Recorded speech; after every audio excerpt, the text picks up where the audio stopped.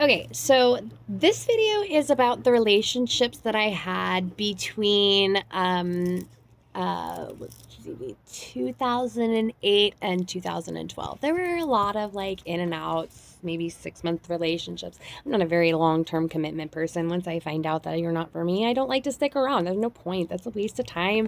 It's a waste of your time. It's a waste of my time. It's, you just drag people along and fuck with their feelings. It's terrible. I don't like to do that. So if I come to a place where I'm like, yep, you're not for me, I will say my piece and then I will leave. And I will never come back because you are not for me. Why would I come back?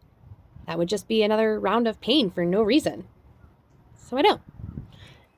But this was a very, very, very, very hard time for my life because this is when 2008 was when I joined the military. And 2008 to 2012 was basically, it was the, I'm sorry, it was 2008, 2011. I got married in 11, not 12. So it was the 3 years of training, basically. Basic, language, tactical, and then on to Alaska. So it was the 3 years of training. And if you guys know anything about military environment or the toxicity in military environment, especially towards victimizing females,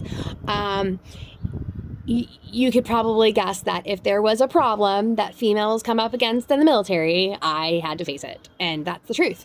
As a matter of fact, I'm pretty sure Dustin might attach to my coattails because of that.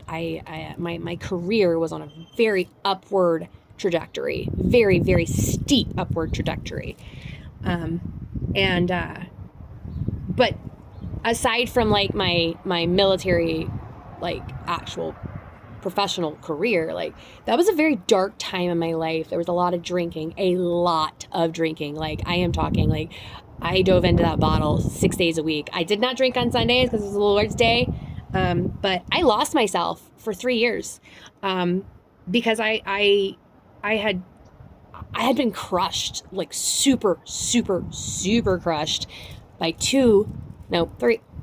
three prior to getting into the military. And the last one ended when I got out of basic training because I found out that the day that I left, he was screwing someone else. So it was okay. But yeah, so from 2008 until 2011, I had a lot of, there was one day that I woke up, I had no idea where I was.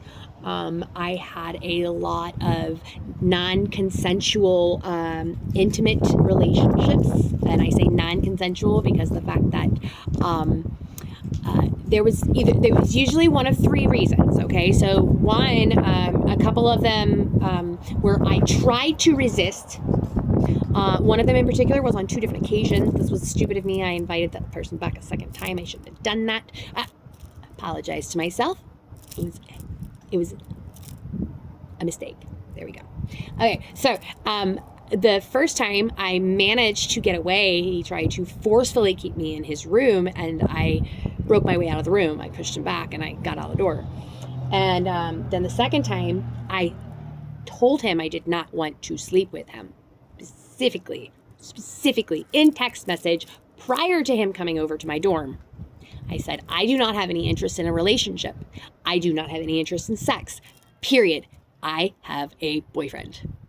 And then he came over and then again, I said verbally, no. But then at that point, my survival mechanisms kicked in and I gave in. That was it. That was the third time. I knew that it was going to be painful after that. So that third time I was like, okay, fine. So that's for me was non-consensual because of the fact that I felt like I was doing it out of survival. Okay. And that's really important, guys. Okay. So we need to understand that this is going to be a whole different video. It has to be because there's so much to unpack when it comes to sexual relationships and intimate relationships and just, going on and, DTF, whatever. however you live your life, it's yours, right? But we need to understand what the words we say mean, okay? Consent, when freely given, is a absolute yes, please come in. It is not a yes after 2 no's. Do you understand? That yes after the 2 no's was a survival. I will do what you say, because if I don't, I feel like I'm going to get hurt. Okay? At that point, I had already been raped several times. Okay? Several. And so at that point, like, this is me kicking into survival mode. Okay?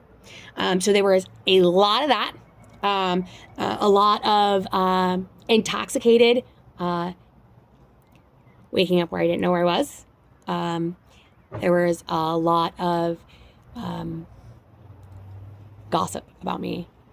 As a matter of fact, they told me to my face that I was crazy as fuck, but totally worth the fuck. And that hurt my heart a lot, because they like lined up. And at that point, I was like, you know what? I don't care anymore. I don't care anymore. I shut myself off, and I went numb. And I went numb for 3 years. And for 3 years, I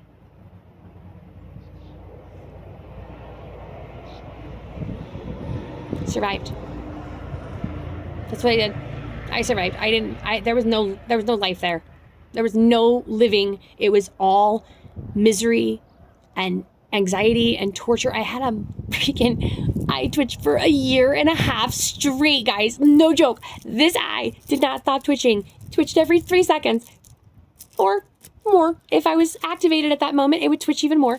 But this was because I was strangling myself, because I was so empty inside, because everything had been taken. Everything had been taken. And I, honestly, if I didn't wake up from that, I wouldn't be sitting here, guys. I really wouldn't.